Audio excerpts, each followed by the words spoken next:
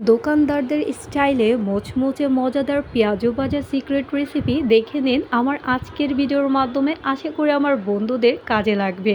আমার অনেক বন্ধুরাই আছো বাসায় এমন মজাদার পেঁয়াজু তৈরি করো, তবে তেমন একটা মোচমোচে হয় না হোটেলের মতো। তবে আমার রেসিপিটা ট্রাই করলে আশা করি আমার বন্ধুদের সন্ধ্যায় আর বাইরে যেতে হবে না, ঘরে বসে উপভোগ করতে পারবে এমন মজাদার হোটেলের মতো একদম পারফেক্ট মোচমোচে পেঁয়াজু। আর আমরা পুরান ঢাকায় এটাকে দোভাজা বলে থাকি। আর এমন বৃষ্টির সময় মোচমোচে পেঁয়াজু খাওয়ার মজাই আলাদা। তাই চলো দেরি না করে বন্ধুদের সাথে আজকে পুরো রেসিপিটা শেয়ার করে ফেলি যে কিভাবে আজকে তৈরি করছি মটরের ডালের মজাদার পেঁয়াজু ভাজা।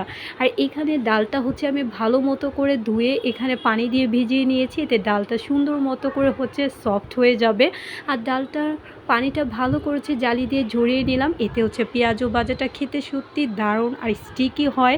আর এখন হচ্ছে আমি পানিটা ভালো মতো জড়িয়ে হচ্ছে ব্লেন্ডারে হচ্ছে ডালগুলো ভালো মতো ব্লেন্ড করে নিচ্ছি। আর অবশ্যই কিন্তু খেয়াল রাখতে হবে এক ফোঁটাও যাতে পানি না থাকে, এতে সুন্দর মতো ডালটা ব্লেন্ড হবে আর পেঁয়াজু ভাজাটা খেতে একদমই মোচমোচে হবে। আর সাথে হচ্ছে আমি একসাথে হচ্ছে ব্লেন্ড করে সব কিছু একসাথে রেডি করে নিয়েছি পেঁয়াজু ভাজা তৈরি করার জন্য।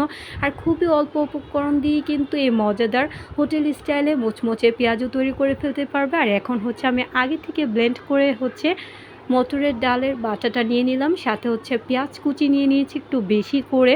আর এখন সাথে নিয়ে নিচ্ছে কাঁচামরিচ কুচি আর সাথে হচ্ছে ধনেপাতা কুচি। তোমরা চাইলে পুদিনা পাতাও দিতে পারো, তবে আমার যেহেতু বাসায় ছিল না, তোমরা দিলে আরও বেশি ফ্লেভারফুল হবে। সাথে আদা বাটা, রসুন বাটা আর অল্প একটু মরিচ হলুদের গুঁড়া দিলাম, স্পাইসি ফ্লেভার হয়।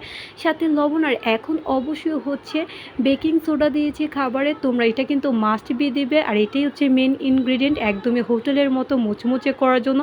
সাথে এখন সুন্দর মতো সব কিছু মিশ্রণ একসাথে মিশিয়ে নিলাম।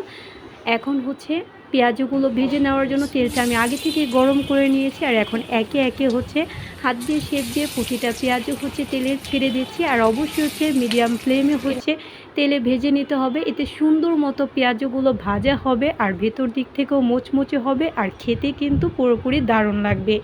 আশা করি আমার বন্ধুদের কাছেও এই অল্প উপকরণে একদমই হোটেল স্টাইলে মোচমোচে মজাদার পেঁয়াজু ভাজার রেসিপিটি ভালো লেগেছে। আর তোমরা দেখতেই পাচ্ছ কত সুন্দর একটা কালার এসেছে, এটা খেতেও কিন্তু সত্যি দারুণ লাগে।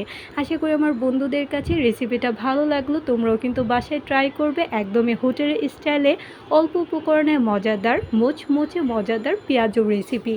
আজকে এই পর্যন্তই। এমন রেসিপি পেতে হলে অবশ্যই লাইক কমেন্ট শেয়ার করতে ভুলবে না। দেখা হবে নেক্সট ভিডিওতে। আল্লাহ হাফেজ।